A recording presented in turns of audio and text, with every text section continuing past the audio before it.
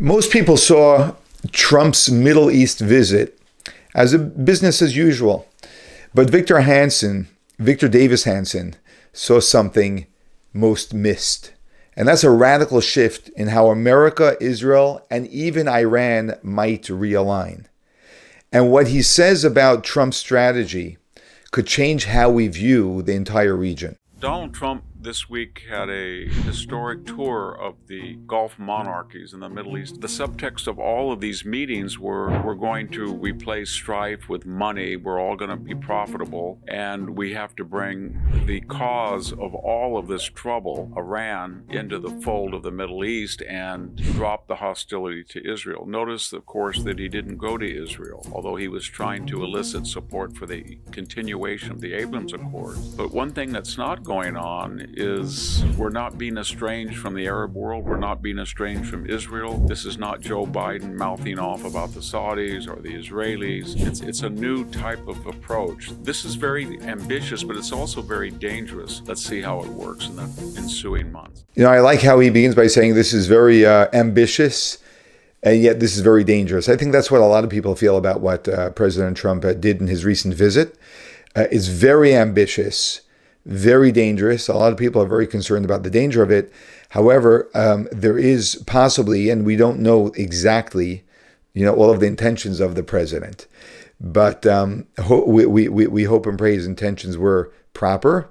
Definitely, many of his recent actions have demonstrated that. Because, what he's done and what he said can very easily lead to the fact that he's going in a different direction. That's why we saw a lot in the news about Trump being fed up with Netanyahu, which is completely untrue, and he himself stated that. But many people were getting that sense because he wasn't stopping in Israel. However, there's a good chance he didn't stop in Israel simply because he wanted to be able to show alignment, so that he can use that as leverage. And we're hoping that's the case. Again, it's ambitious and dangerous. And hopefully the ambitious will trump, no pun intended, the dangerous. Hello, this is Victor Davis Hanson for the Daily Signal. Donald Trump this week had a historic tour of the Gulf monarchies and the Middle East in general. He went to Saudi Arabia and he met Mohammed bin Salman, the de facto leader of Saudi Arabia, and he cut a huge deal which promised $600 million of Saudi investment in the United States and well over 130 or 40 million in Saudi purchases of American arms. And he sort of reset the relationship that had been tenuous during the Biden administration. Then he went to Qatar, which is a rival of Saudi Arabia, and he met the emir, and he kind of topped the Saudi investment because they agreed to buy well over 200 777 Boeing passengers and 787. That purchase alone could be $200 billion with maybe $1 trillion of investment. At the same time, he met the de facto leader who's emerging out of the disruption and disintegration of Syria, Mr. Shara, who's he's had a history of terrorist activity, and he's been associated with Al-Qaeda, ISIS, kind of a nebulous past.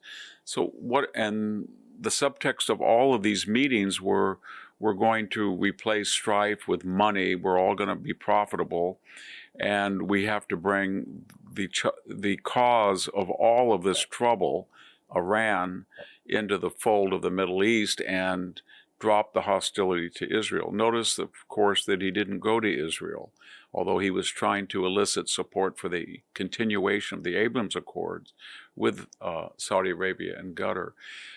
This is very ambitious, but it's also very dangerous. Donald Trump thinks he can cut a deal with Iran so that they would do essentially three things.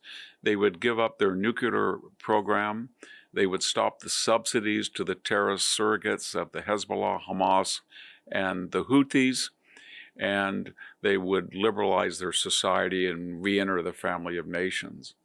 I don't think that Shia theocracy feels that is their agenda. I think what they're probably doing, given their prior history, they're negotiating, drawing out, and hoping they can outlast the Trump administration while they get closer and closer to 90% enrichment.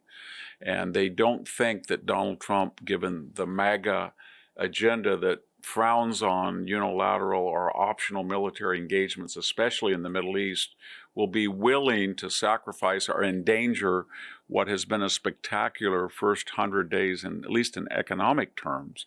And so they feel that they're going to, I think, string Donald Trump along and wait him out, and then maybe with the Democratic administration announce that they've reached 90% enrichment and have a few bombs. So what am I getting at? There's a couple of fundamental issues here. One is that the MAGA agenda is kind of a neo-isolationist, that we don't get involved. But Donald Trump himself, as we saw the first administration, and as we saw with the Houthis when he bombed them, he has a Jacksonian deterrent and foreign policy, and they're coming into conflict. MAGA people do not want him to unilaterally stop the nuclear threat in Iran. They would prefer negotiations, but negotiations depend on that threat.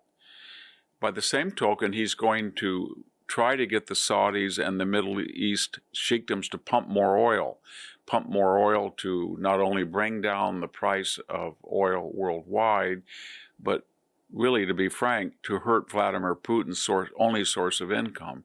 And he feels that these two conflicts may be connected. If he can peel away the Middle East from China and Russia and bring down the price of oil, then Putin, who rumors have it increasingly is short manpower, equipment, and wants to make a deal with Ukraine, but doesn't know how he's going to explain to the Russian people how he lost over 1 million dead, wounded, and missing Russians for what? Very little in return.